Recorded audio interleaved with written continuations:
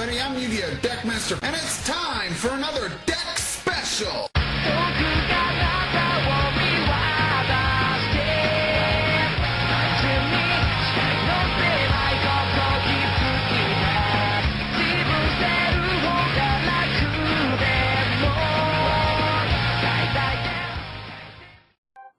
Hello everybody, this is Yu-Gi-Oh! Deckmaster 41, aka Jason Lee. I decided to, now that the ban list finally dropped, bring a up-to-date version of course, my Traptrix Eldlich deck. Let me just get the camera set up just right. Okay, cool. And, I mean, simple put, you use Traptrix and Eldlich to kind of keep the game going in your paper and win. I mean, there's not enough to really go into on it. It's a board-breaking deck. I have done a lot of changes to it to get it a little bit more competitive. So, of course, if you like, please rate, comment, subscribe, and definitely let's talk about it in the comment section below. So, yeah, we'll start off with the engines of the deck. We got Traptrix still rocking, still rocking the triple Mermello. Let me adjust the camera for y'all. There we go. Triple Mermello, triple Dianea. These are the only Traptrix I'm running because, as I have stated, in my opinion, Mantis is kind of dead without the new support. I'm personally not a big fan of the new support because the new level 4 kind of makes you go -1 just to get a body on the build. For this build particularly, I mean, yeah, you could use the Eldlich trap, that's something, but I'm just not the biggest fan of it. But these two monsters at 3 each do everything you need. Mermello, when normal, gets you the trap holes, and when special, she'll mandatorily pop an opponent's back row. That's a good thing and a bad thing. It'll activate whether they have anything on the field or not, and just not resolve if they don't. But if they have something, you have to destroy it, so that could backfire at times, but it will always trigger Sarah. Well, Dianea always gets you back your Traptrix and can reset the only trap hole I run now. I run 2 of 1 trap hole because, honestly, I'm not a big fan of the trap hole lineup as is. I really feel like we need a new card that can be activated the turn it's set if you have like a Traptrix. Maybe lets you destroy cards, summons itself, can trigger Sarah in a way, something. But right now, the only really good trap holes we have, I run 2 Gravedigger trap holes, which basically state if your opponent activates a monster effect in the hand, grave, or banish zone, negate and inflict 2,000. It's not a hard once per turn, and well, it's not a once per turn in any way. So you can win games off these 2 cards alone with Dianea resetting them, which is kind of funny. Then honorary Traptrix. I would really want to run 3 of this, but I'm at 42 cards, so I didn't want to go over. I run 2 Shades of Brigadine. If you open this and a Traptrix, or this and one other card in the deck, you can kind of go into combos. You can activate this the turn it's set if you have no traps in your grave, so you kind of want to see it first turn, but either way, it'll summon itself as a level 4, giving you more options for ranking and linking. This is really better to run at 3, but I didn't want to go to 43 cards. And then, of course, we run to Sarah. If a normal trap's activated with her, she gets a Traptrix from the deck. And doesn't negate their effects, which is really, really kind of broken in a lot of ways. Makes the deck playable. Without her, I don't think Traptrix would be good nowadays.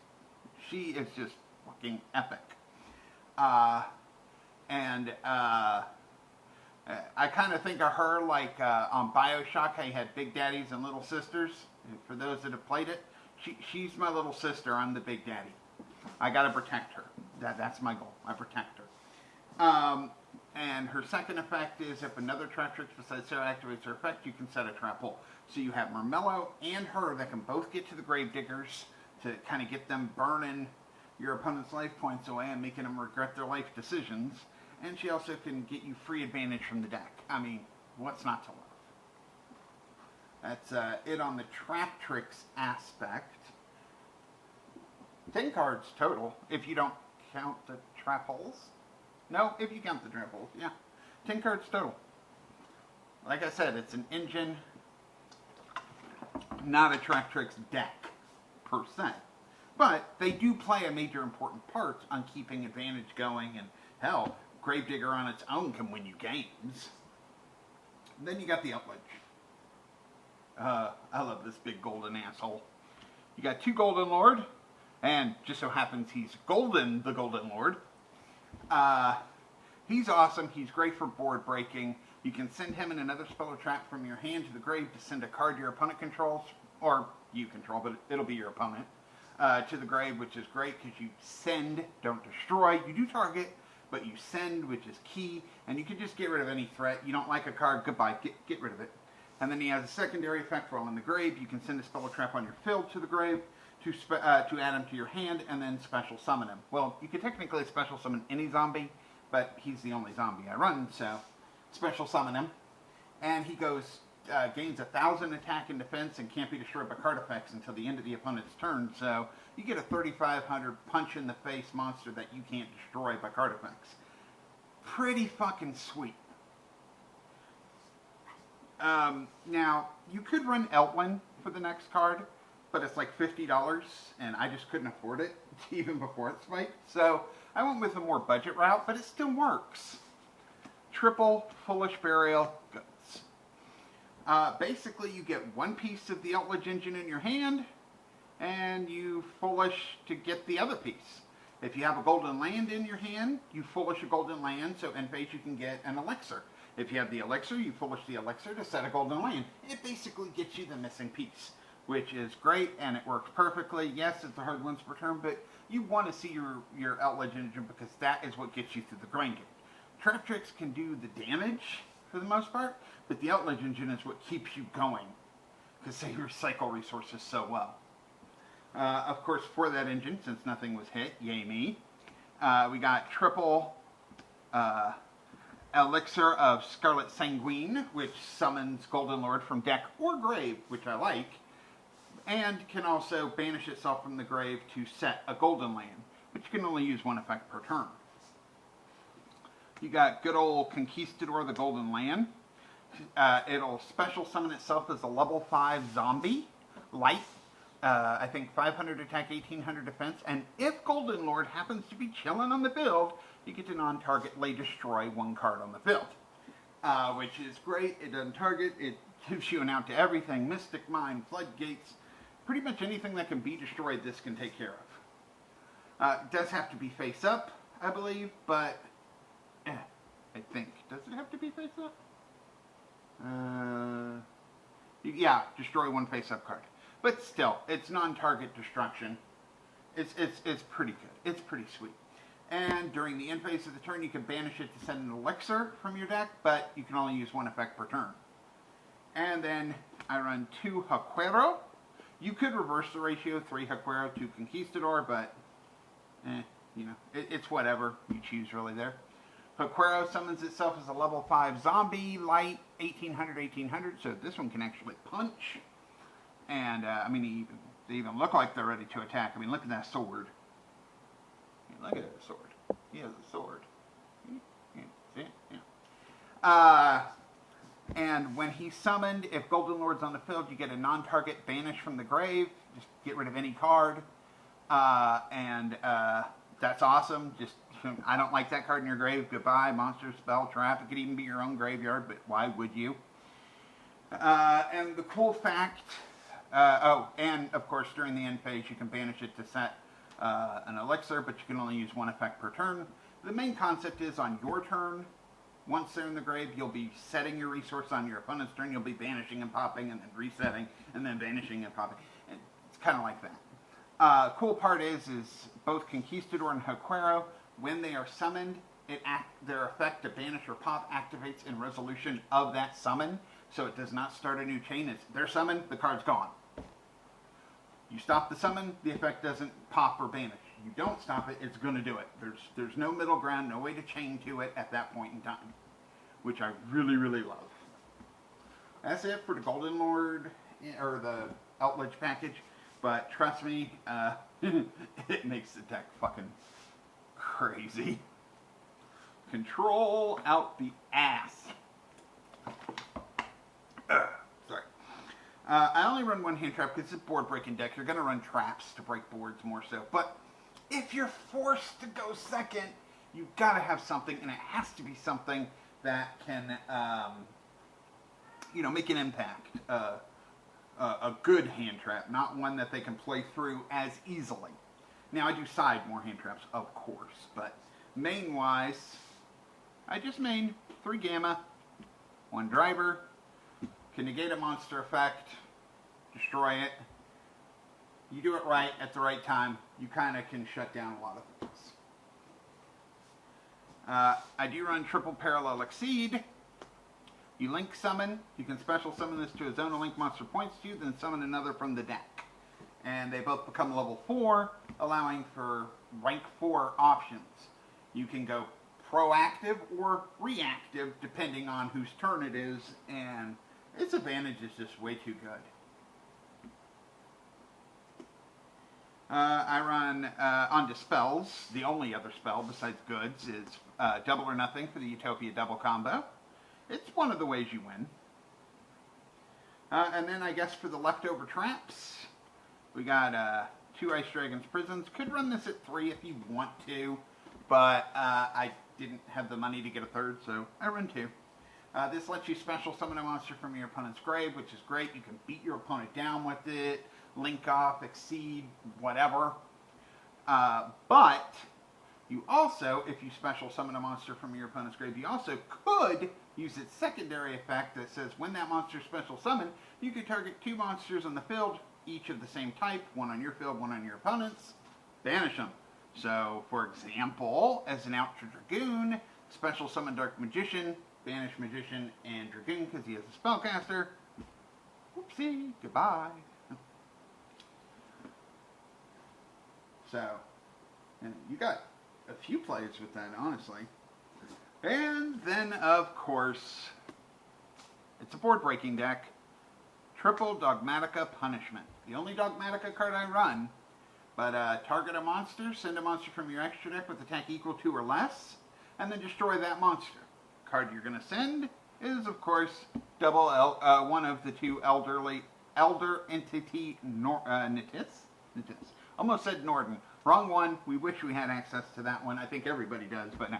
Entis, which when sent to the grave pops a card. So you'll destroy a monster with this, and then you'll turn around and pop any card you want with that. So it's a double pop. You gotta love it. And of course, triple Torrential Tribute. Just nuke the board. Monster gets summoned, blow up all monsters on the field. Fuck them all. Sarah, which I forgot to mention, does have one other effect. When she's link summoned, she's unaffected by trap cards, so you could Torrential with her on the field, and if Elder is on the field, Golden Lord here, you know he can either summon himself back or he's unaffected. And everything else you don't really care as long as it hurts your opponent more than you. And because you gotta have Speed Spell 3 for those random heralds that'll probably be running around and whatnot, triple Solemn Strike. Pay 1,500 to get a monster effect or a special summon. That's it for the main deck, 42 cards. Now we'll go on to what's left of the extra deck. Don't mind the loud noise. My cat is frisky and he's running around cacking everything. Alright, we got, of course, 1 Link Spider because Shades of Brigadine and the Haquero and Conquistador all are normals. We got 1 IP Masquerena because it can link off those as well. Or anything for that matter. You could go Parallel Exceed into this.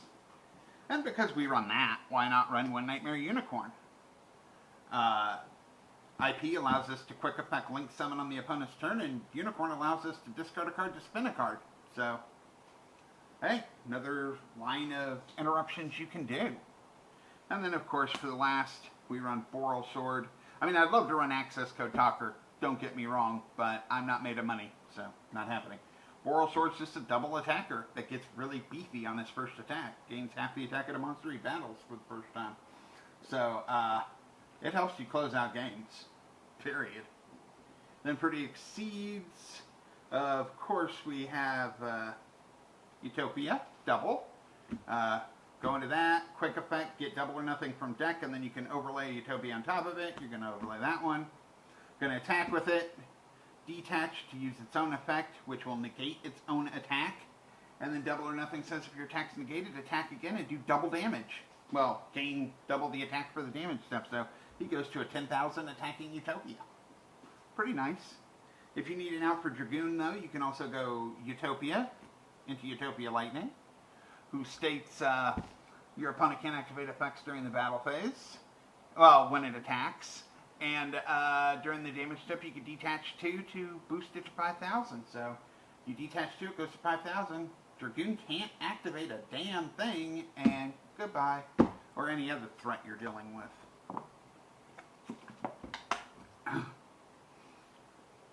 Time Thief for Doer, because if it's made with